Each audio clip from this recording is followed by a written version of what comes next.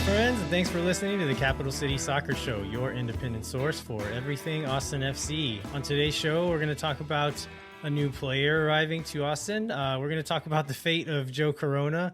Then we'll also get into MLS declaring force majeure.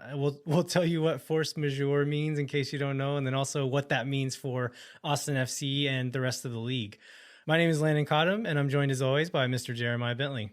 Hey everybody, I'm Jeremiah Bentley. Landon, are you a gamer? Would you consider yourself a video gamer? If you would have asked me like a couple of weeks ago, it would have been a hard no.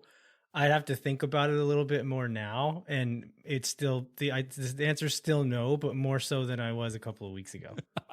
And why is that? What game have you discovered that I've discovered that has been a giant time suck? Yeah, so I got quarantine makes you do weird things, and so for my birthday in October, I got a Nintendo Switch, and was like had no idea what I was gonna do with it because I don't know what any games are or anything. But recently, I got the idea. I don't remember how or why, but I got the idea of possibly getting into Civilization, which is like a strategy empire building game, and then just like out of the blue, Jeremiah one day last week mentions like, oh yeah, I downloaded Civilization 6 on my phone. I've been playing that and it's been taking up too much time. And I was like, oh, I want to get that. And so I got that for my Nintendo Switch and have been playing it way too much over the last week. Yeah, and I've been doing the same to the point where I've been like ignoring my family and friends and may have skipped out on some of a couple of the watch parties we had that I did. But then every time I mentioned to somebody, either they have been like addicted to some version of Civilization at some point, or they are like right now. So I think it's like an underground society of gamers that it's like super appealing in some way. And I don't know what it is specifically about it that really hooks me on it. Are you good at it? I don't think so. No. I feel There's like a lot of rules and a lot of things you have to understand. And I just like kind of jumped into my first go blind. And so I'm doing very bad. And like, I got very proud of myself because my country was like building a lot of boats and I had all these pirate ships and stuff. And I was like, felt pretty good about myself. And then like, I like drove my boat up towards the shore of another country. And you like, as you get closer, you can see more of it. And I saw that the country that I was like pulling up to their shore had an airplane runway with like fighter jets sitting on it. I was like, oh, I'm doing super bad, aren't I? Yeah, and I did that like the other night. I created a bunch of like Shaolin monk warriors, which is cool. Like, warrior monks are good, but again, like I like went up against guys with machine guns. Like clearly, I mean, it's great that I had like this fun bit of battle guys. But yeah, I'm definitely not as smart as the computer is at it. But if you're also a Civ 6 player, we'd like to hear about it and maybe give us some tips. Yeah, share your strats with us. All right, let's get into some Austin FC news. So I think the first fun little bit of news is that Austin FC players are starting to arrive in Austin, which is super cool. That not very long ago we had 0 players and then 2 players, and now we have close to a full team and players have actually moved into town. So we saw on social media that Brad Stuver and his family and Hector Jimenez and his family have both landed in Austin, which is really cool to see players touching ground. Yeah, I've liked that. And then I saw like Stuver posted about his road trip and he's like, oh, Texarkana to Dallas to Waco to Austin. And I think like, why would anybody ever involve Texarkana in the road trip was the first question I had.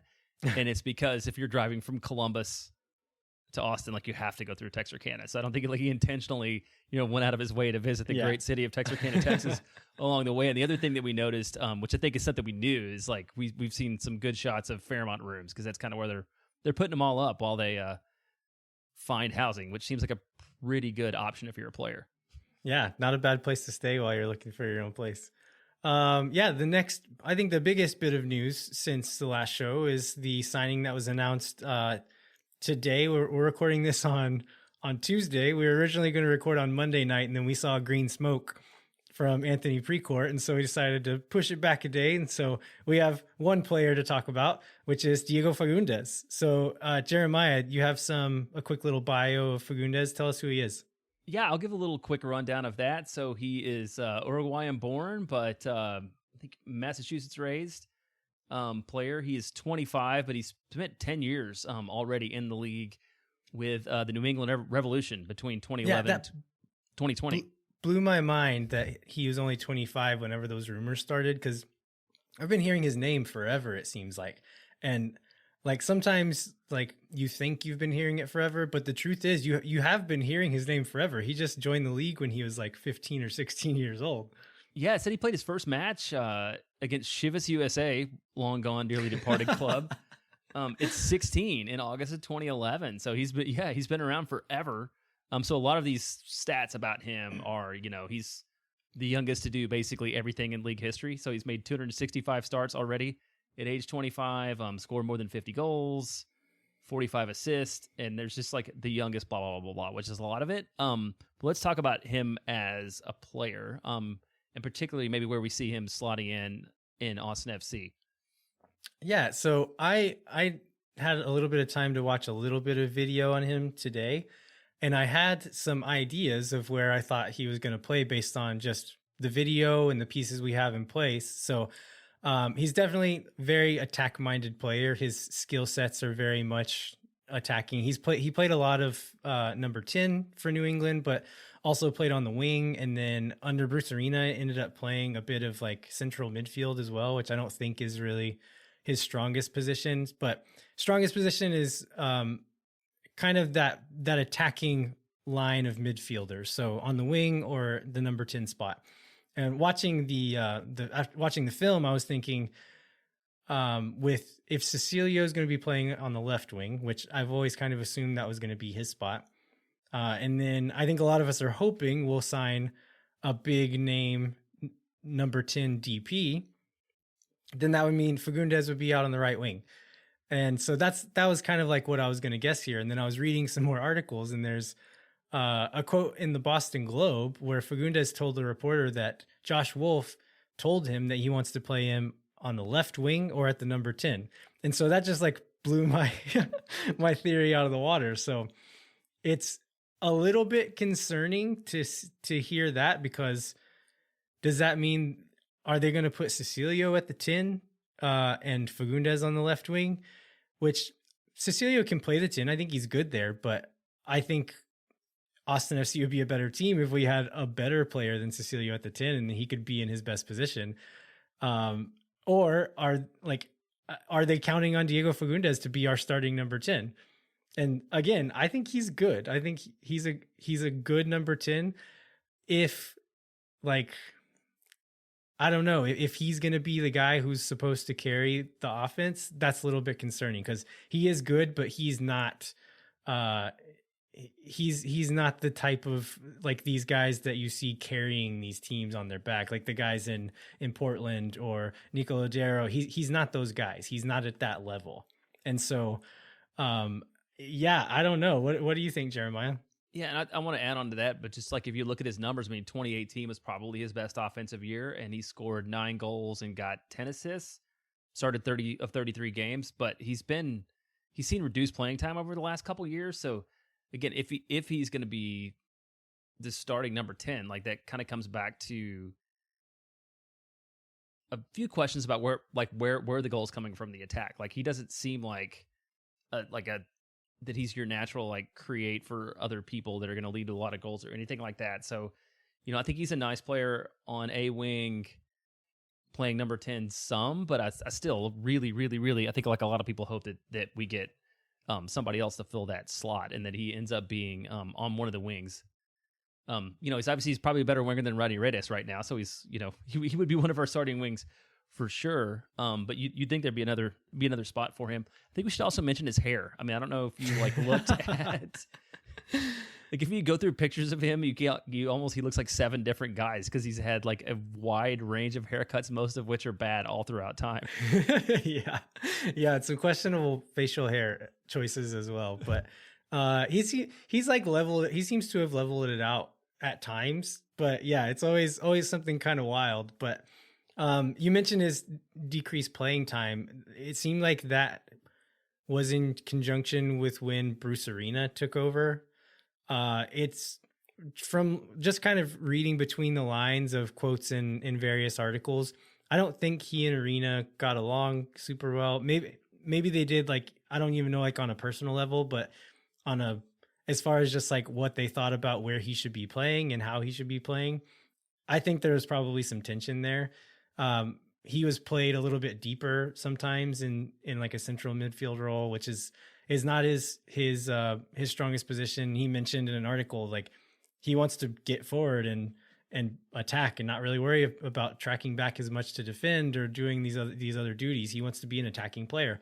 And it just didn't, I think that there was probably some tension there, which is why he wasn't playing as much, but he's young, talented player. It's another one of those, like, he's going to be solid in the league, but I think if he would have been like our first guy to come in from MLS, I'd be like, oh, this is an amazing signing. But it just seems like we've signed a lot of guys who are like solid MLS presence, good locker room guy, solid MLS presence, good locker room guy. And we've signed a lot of those at this point. I was like, okay, when is that big name going to come, guys? Like, we haven't seen that one yet. So, I mean, we've seen signs that there's going to be another player announced the day that this comes out on, which is Wednesday. And so maybe tomorrow morning when you're listening to this, my tune will completely change and we'll be like, oh, okay, I feel completely fine about this now. But yeah, and it's nothing against Diego Fagundez. It's just like it seems that we've signed a lot of the same profile of guys, and that's starting to look like what our entire team is now.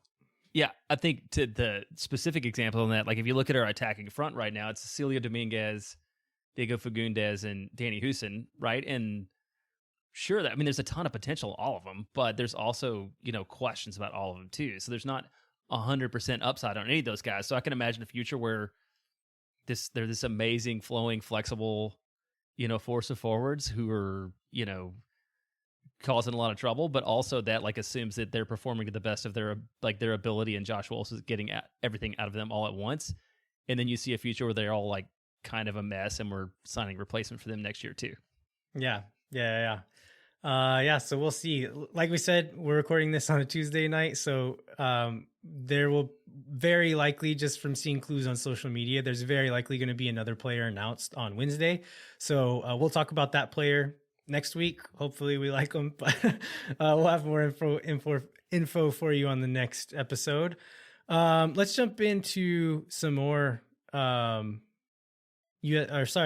Austin FC player news, which was Brady Scott, the 21-year-old goalkeeper that we took in the expansion draft, was called up to the United States men's national team U23 camp.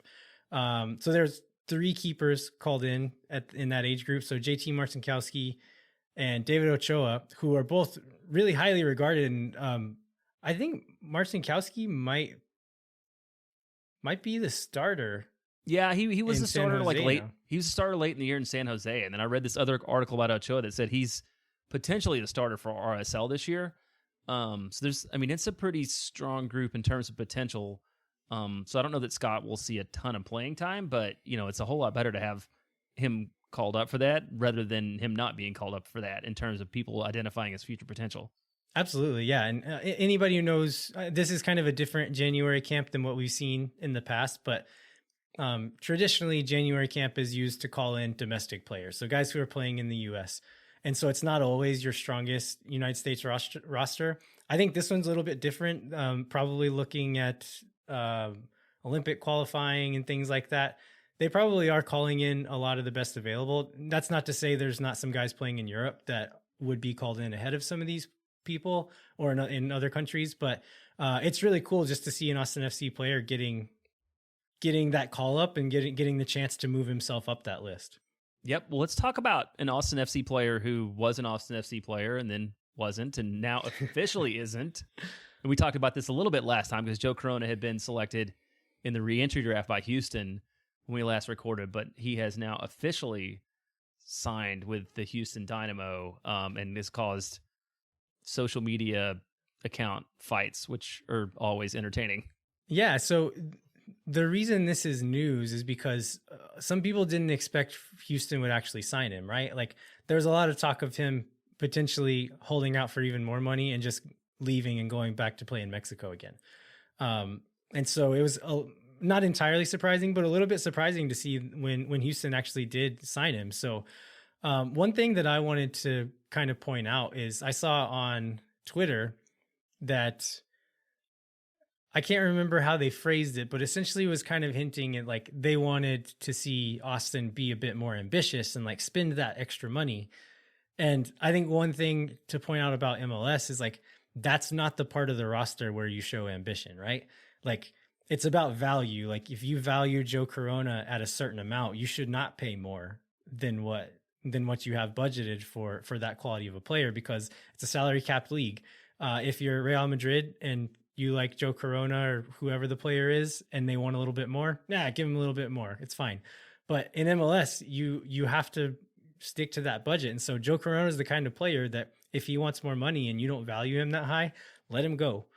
And like, that's fine. That doesn't mean Austin FC is not being ambitious. It means they're sticking to their budget. Where they will show ambition is those designated player signings. And so that's where you can spend unlimited money. And so if Cecilio ends up being our highest paid designated player, I feel like that would show a lack of ambition. But letting Joe Corona leave because he wanted more money than you're willing to pay him, that has nothing to do with ambition to me. I think that means they're sticking to their guns. Yeah, because if you're paying him, you're limiting where you're paying somebody else, right? With a cap. Exactly. The more you pay him, the less you have available. Somebody else. Yeah. So I guess salary-wise, we didn't talk about this when recording about Fagundez, but one of the reasons that you think that he's like slotted to be a full-time starter, wherever that might be, is just because of the amount of money that he's reported to be paid. So can you cover that a little bit? Right. Yeah, I'm glad you brought this back up because I forgot to mention it. But in that same Boston Globe article, he mentioned I think he was answering a question of like why he decided to leave. And from that article and another article I read earlier on, I think what really kind of like the straw that broke the camel's back, or what kind of turned him off of re-signing with the Revs, was there didn't seem to be any negotiation. I think they offered him an amount, and it was rumored to be around $300,000 a year. And they essentially said, take it or leave it. There was no negotiating. And this is a guy he's been with them for 10 years. He was very, very cheap. I think he re-signed in like 2017 or 2018. And before then he was making like almost no money for the first 7 or 8 years of his career. And so I think he kind of felt like, you guys owe me and at least owe me the decency of like pretending to negotiate with me. And that didn't happen. And so he said that he wanted to double his salary. So he essentially wanted to he was at 200,000. He wanted to make 400,000. And the quote in this Boston Globe article was that essentially saying that like, we negotiate, like Austin FC negotiated with me and we met somewhere in the middle. So we're paying him somewhere between $300,000 and $400,000 a year, which in MLS is a lot. Like, again, talking about that salary budget, that's a big chunk. And so I can't see them paying someone that much if they didn't have plans for him to be at least a frequent starter, if not like an all the time starter. Yeah, that makes sense. Yeah, it's again, we'll see what happens. Again, context is everything, right? We'll maybe change our minds tomorrow, but it's it raises a lot of questions for sure. For sure. Well, we've talked about Cecilia a little bit, and we finally have closing on the Guarani season. They made it to the final of the Clausura, and lost in penalties to Olympia. I think, was it 5-4 or? I mean, I don't guess it really matters particularly. Yeah, I think that's right. 5-4 in penalties. So the game ended 2-2, and then they lost 5-4 in penalties. Yep. So Cecilia and Romagna both started. Why don't you read the next line? Because I know you love players. Yeah, player names from Guarani. was subbed off in the 81st minute for Fernando El Queso Fernandez, which is my favorite nickname in all of soccer, El Queso. Rodney came on in the 85th minute. Olympia actually got a red card in the 71st minute, I think it was already 2-2 at that point, but Guarani couldn't get that winner, couldn't go ahead. And so that's what ended up taking it to penalties. And so, yeah, none of the Austin guys ended up taking a penalty. So Dominguez was already off. And then Redis and Romagna weren't in the first 5 penalty takers. So none of them got to take the penalty, but Cecilio looked pretty good. I think Romagna he showed us like exactly who he is. Like very talented, high upside, but made like a few decisions and a few plays that were like, oh, what are you doing, guy? And so I think that's who he is, and that's who we're signing. But again, I watching him, he's going to be a lot of fun to watch. So that game got me excited to see him play in an Austin FC jersey. Yeah, I read that, I think maybe Chris Bills or somebody talked about that on Twitter too, about how I of course was playing Civilization 6 and ignoring everybody around me. So I didn't watch that, but I heard some pretty good feedback about just his potential to be a physical presence, at center back and make a difference too, out of that. And I think one of the best things out of it is they're through playing in Guarani, and so they are both healthy, or all three now healthy, and hopefully safely will arrive at Austin at some point soon so they can take the field for Austin FC. Yeah, and if everything stays on course, like we don't know, we'll talk about this a little bit in a little bit, but as of right now, the preseason camps are supposed to start at the end of January. And so players will start coming here very soon, most likely. So we'll have the Guarani boys here in Austin. So how many Guarani boys are we going to expect? How many do we have? That's a good question. So another rumor that came out on Twitter is that Austin FC is in negotiations with Jose Florentine, who is a 24-year-old midfielder from, you guessed it, Club Guarani. Do you think we would actually sign 3 players from that team? And a lot of people have been saying 4, but it's not really 4. It wouldn't be 4. So Cecilio was an Independiente in Argentina, and we put him on loan at Guarani. So that doesn't really count. But will we really sign 3 players from that team?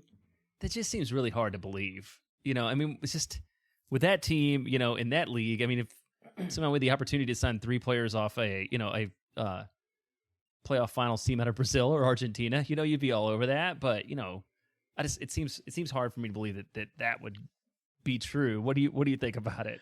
I mean, it's like a crazy thing to happen, but if you look at that team, almost all of those guys, like they're going to lose a lot of their team this year. Their captain, Javi Baez, is going to, I can't remember, one of the other Paraguayan teams, like a bigger Paraguayan team poached him.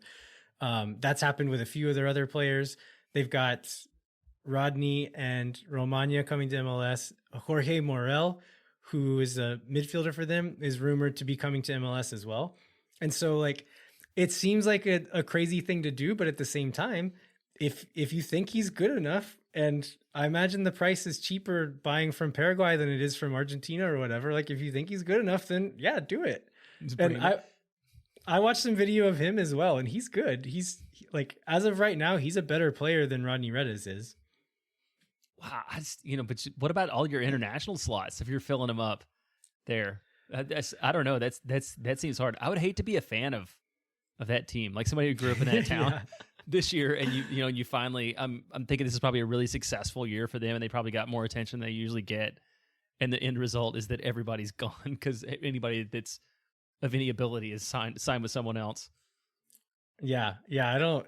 It's again in a vacuum. I would be happy to see him come, but we are running out of those spots, right? So like if we're gonna get some of these higher profile big name guys, we have to start doing it soon. So I think that would be my only hesitation about it. But as far as like signing 3 players from the same team in Paraguay, is it weird? Yeah, but if they're good enough, do it. I don't care.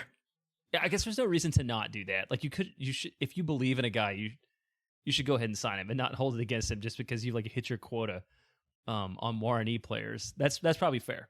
Yeah. All right. Do we want to get into MLS collective bargaining agreement? We're going to try to make. Do we want to get into it, or do we feel like an obligation to get into it? I feel like we should talk about that. And in the kickoff, you said that we're going to define force majeure, but I don't actually know what that term means off the top of my head. So maybe we'll just like cover it in general. From knowing Spanish, I'm going to guess it means like a grand force or like a large force. I'm betting it's equivalent to an act of God. I would think, like basically what an insurance company would call an act of God. Yeah. Yep. Okay, so yeah, we're not going to get too into the weeds here. We essentially want to give you enough information to understand what it means and like what. So there's been some news coming out today and earlier this week about what might happen, and so we just want to give you guys enough information to know how this is going to affect Austin FC, and if like potentially this could inhibit our first season. So, do you want to give us a quick rundown of kind of what's gone on over the past couple of weeks, Jeremiah? Yeah, I'll hit on the key points here. So we're at the end of December. The league told MLSPA they would invoke force majeure, which basically, because of the pandemic, allows them to negate the current collective bargaining agreement, which was, I think, what we've had two. There was one in February and one in June signed, and that was basically invalidate that, and then there would be 30 days of negotiation for the sides to arrive at a new collective bargaining agreement, which means that by January 28th, they would need to come to the table and negotiate a new CBA in order to start the season on time.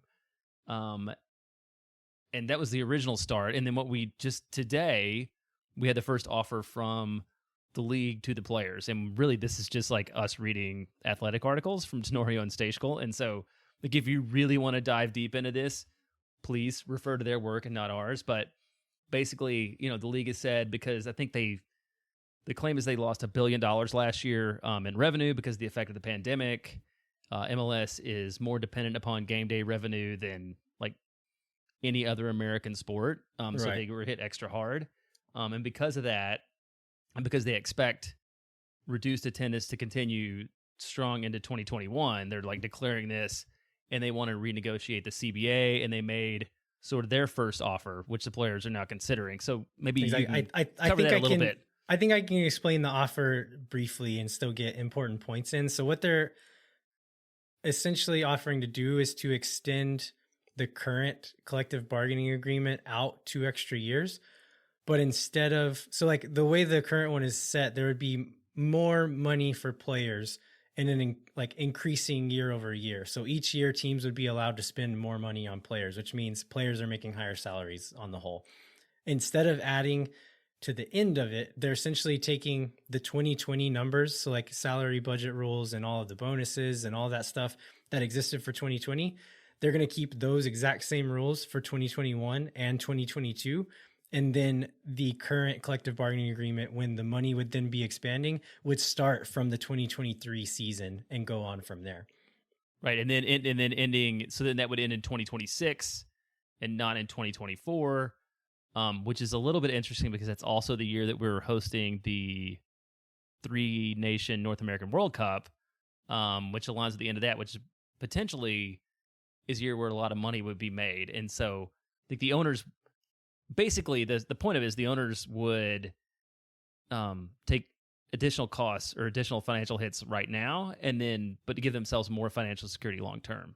Right. And on the other hand, players would essentially be giving up extra money in the future to keep their current salaries now. So essentially players would get to keep 100% of their current salaries for the next 2 years, which like you've seen in other sports leagues, like player salaries have been cut. And I think if you're an NBA player, then you can probably afford to not get paid for a couple of months. But a lot of these MLS guys, they can't. Their league minimum for the reserve is like 60 something thousand, and the league minimum for a senior player is 80 something thousand. And so these guys they're not all millionaires. Like these guys are having to feed families and pay mortgages and things like that. So they can't afford to not get paid for a couple of months. And so a work stoppage would be not ideal. And that's kind of where this could lead if the negotiations don't go well. Is it might be a player strike. Players just say, we're not going to play until you come to us with a better offer, which would probably be a very bad thing for Austin FC in their first season. Yeah, and I think practically, like if I was a player, I mean, I would be really tempted to take the deal, like, and take the security, because again, like you can't afford to not draw a salary for 6 months or anything like that. I think one complicating factor in this that I saw in the article, I think around the 28th, the first article, and then also just sort of the rumors about this being declared, is that this force majeure clause is based on NBA collective bargaining agreement, and it was put in during the most recent negotiation. So like the players felt like the league like sort of stuck that in June, like as a part of the negotiation on MLS's back. And they kind of weren't happy about it then, but felt like, okay, well, we'll take this one, and move on. Because again, we need jobs, we need money. And so for them that to be kind of held against them 6 months later, like they're super upset about it. And I mean, I think part of what they gave up in June was taking of that, like, I think they took a 5% pay cut. Yeah. Instead of like what some sports leagues were doing was much bigger than that. And so I think, again, it was players saying, okay, I'm going to take this short-term gain, this short-term win, because I have mouths to feed and like bills to pay essentially. And it's going to be a larger version of that same thing with this next agreement. So the MLS Players Association has said they probably won't come back with a counteroffer until next week.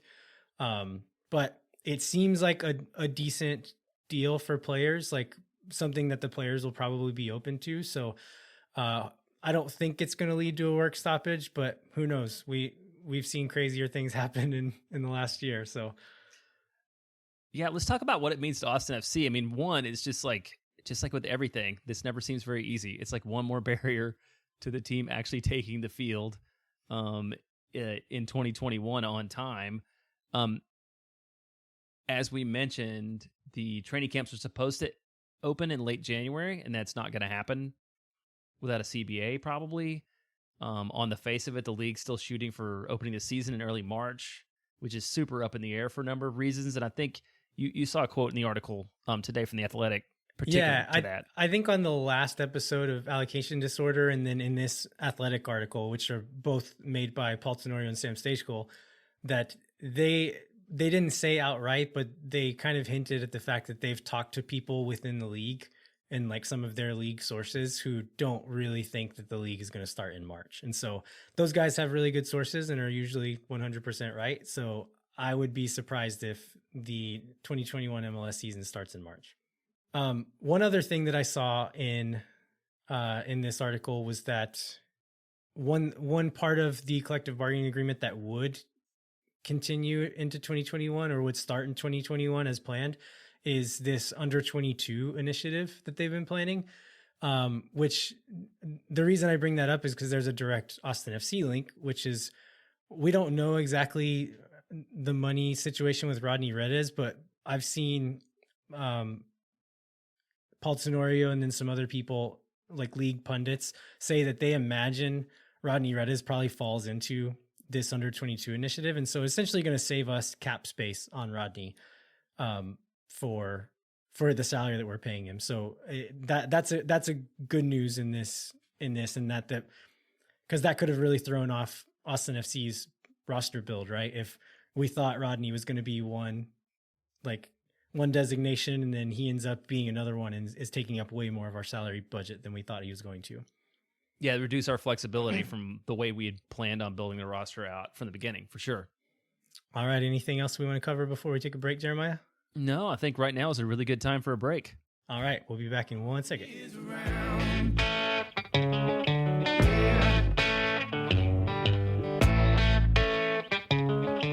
Hey, Jeremiah, guess who our sponsor is this week?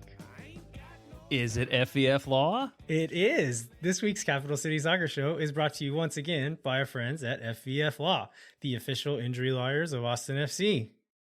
FVF is a different kind of personal injury law firm dedicated to community transparency and client education. And to follow up on our last episode, I also got my calendar this week with dogs and kids and family, and it is pretty cool. And it's sitting on the desk in my office right now. And okay, well, I'll just give this away because I had this idea that we should send them a virtual thank you card from our dogs, and I have not done that yet. So we'll get around. We'll get around to it soon. There are pictures of Tito and Finn and the family, bound for FVF at some point. You can find out more about what makes FVF different and why understanding your legal options can dramatically change the outcome of a case at fvf.law. That is fvf.law. To tell me things that drive me wild, right out of my brain. All right, so if you're listening to this show, we're assuming that you're a soccer fan already, because otherwise you're just weird. Or Unless you're big Civilization 6 fan. Yeah, Civ 6, or you're my mom, although I don't think my mom listens either. But Mom, if you're listening now, tell me. Jeremiah, does your wife listen? No. Does your wife listen? No. Absolutely not. I don't think my wife even knows what we do back here. It's like, oh, you're going to talk to your soccer friends. But yeah. So hopefully, okay, so the rest of you now, you're fans, but maybe you're fans of Premier League or whatever, or like me, I can tell you right now, like I've watched more MLS in the last 18 months than I have in my entire life combined, just because of Austin. And it's a different league, and there's unique things about it. And so what we wanted to do is spend a little time doing a little MLS one-on-one to put our Austin FC experience in context. So if you like this bit, you can drop us a line on Twitter and let us know other things you're interested in. If you hate it and want us to never do it again, then please let us know that too. So we don't want to put you through any pain, but really we just want to talk about some of the things that sort of make the league what it is and what it means to Austin FC. Yeah, so for this show, we just kind of came up with a few things that we thought people might be confused about or interested in. So we'll go with that. But yeah, like Jeremiah said, if you have questions about the league or confused about something or just want to hear us talk about something on the show, let us know. Because if we're going to get into the weeds on some of this stuff, we at least want it to be the things that you're interested in. So we just kind of framed it around a few questions. So I think the first one is going to be, what conference will Austin FC be in? Yeah, anybody that's followed anything about Austin FC, because they've really leaned to this, knows that Austin's the 27th MLS franchise. And for this year, they will be one of 13 teams in the Western Conference. Originally, Charlotte was expected to join Austin in 2021, and Sacramento and St. Louis were going to come in 2022. But then this summer, and I think we talked about this on the show, but the league put out this notice that they were pushing expansion franchises back. But Austin wasn't one of those, and we were very excited about that because we didn't even know that was a threat. So now Charlotte's going to be 2022, Sacramento and St. Louis in 2023, which leaves us the opportunity to enter the league on our own, which is why we're the only team in the expansion draft, but also leaves unbalanced conferences. So there will be 14 teams in the East, 13 teams in the West this year. When Charlotte comes in next year, Charlotte, for those of you that don't own a map, is pretty far east. So you would expect that there will be a team from the East that will move into the Western Conference to balance those back out next year. Yeah, we don't know who that is, but we'll see. All right, next question. Will Austin FC have the newest stadium in MLS? No. Well, we don't actually know that for sure. Well, I think they probably will for a little bit, right? Yeah, for a little bit. That's true. So I was looking at this. So Austin, there are 3 teams that are going to open soccer-specific stadiums in 2021. Austin's the only one outside of Ohio, but Columbus currently has a home, MAPFRE, the original soccer-specific stadium in the league. They will open in 2021, but I don't think it's going to be. I think they're behind schedule on us, right? They won't be at the same yeah, I time? think they're going to be in the summer. I think they're like early summer, I think is the earliest they're hoping to do, whereas Austin is projecting like late spring for our stadium.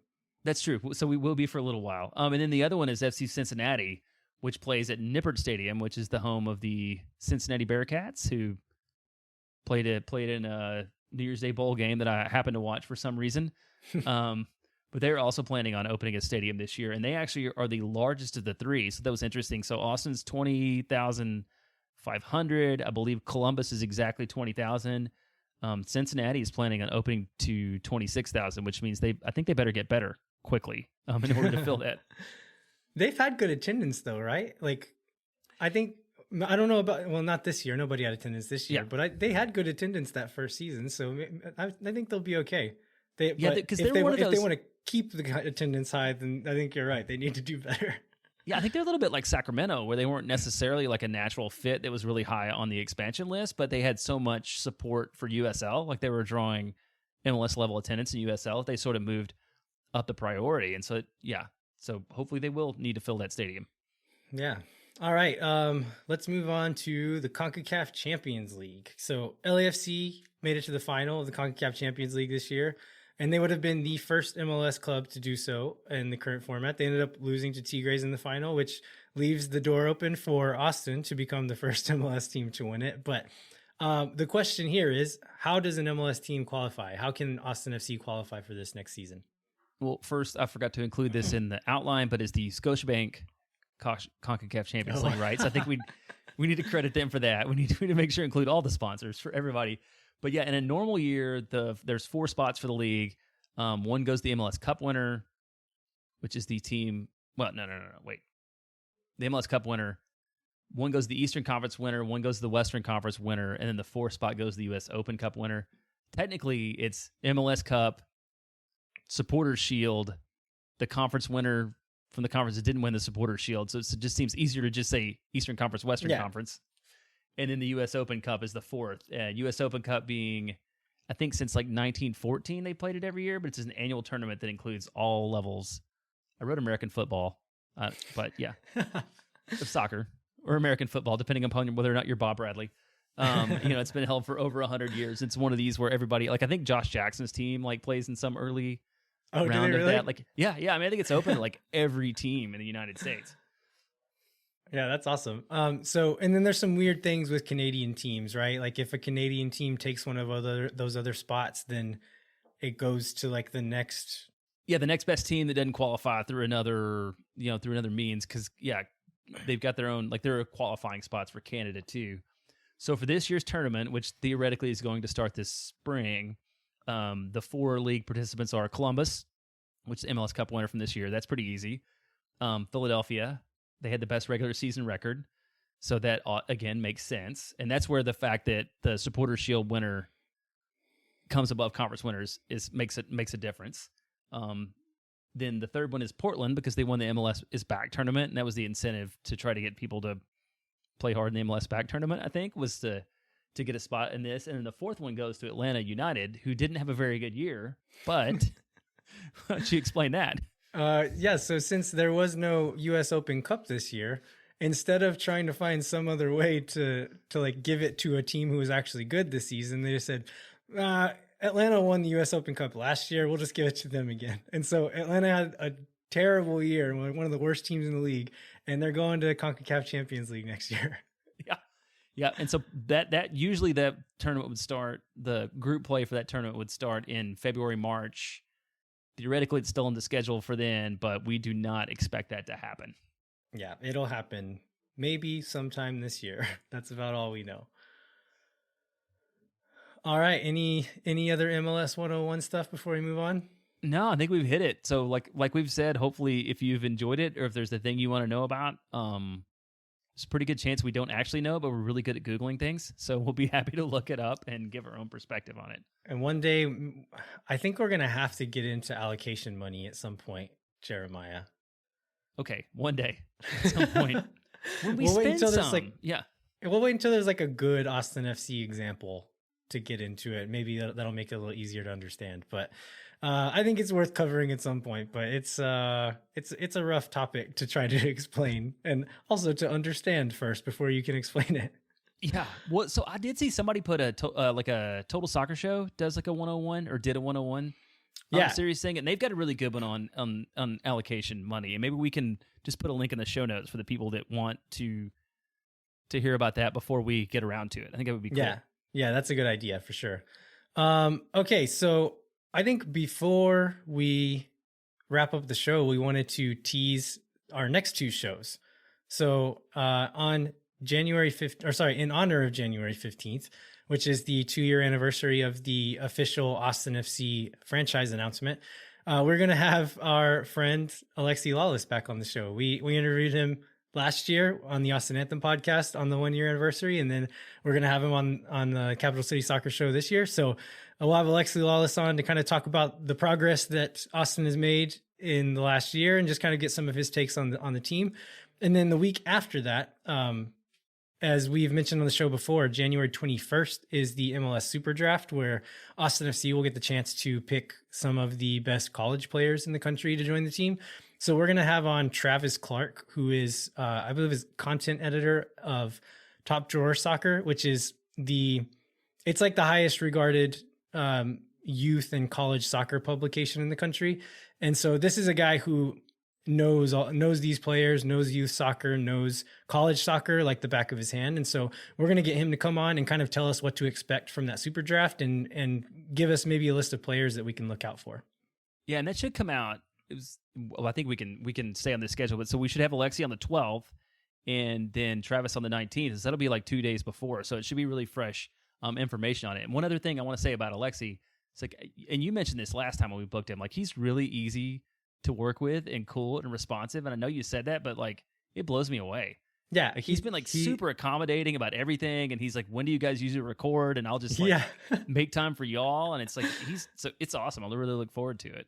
Yeah, people have opinions about Alexi, but just the fact that he loves American soccer and likes to do this kind of stuff to kind of help the fan base grow, I think is very respectable. And so we're really appreciative of him taking that kind of time for people like us. All right. We want to remind you to rate, review, and subscribe wherever you get your podcasts. We also want to remind you to go to capitalcitysoccer.com, where Troy Bryant and Zach Mason bring you the latest in Austin FC news.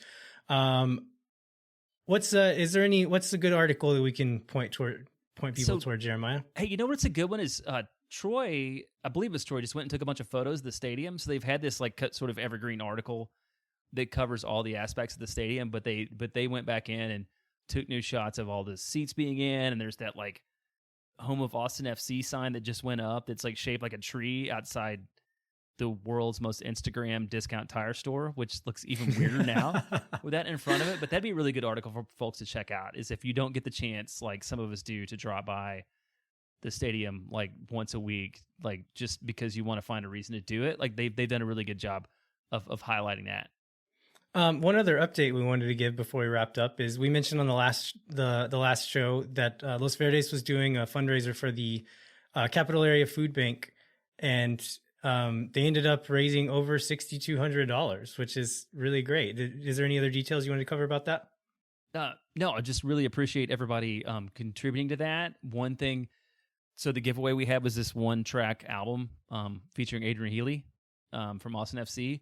And we just drew the winners, and one of the winners lives like a mile from me, so I'm gonna drop it off at his house tomorrow, as opposed to mailing the album out. So that was kind of exciting.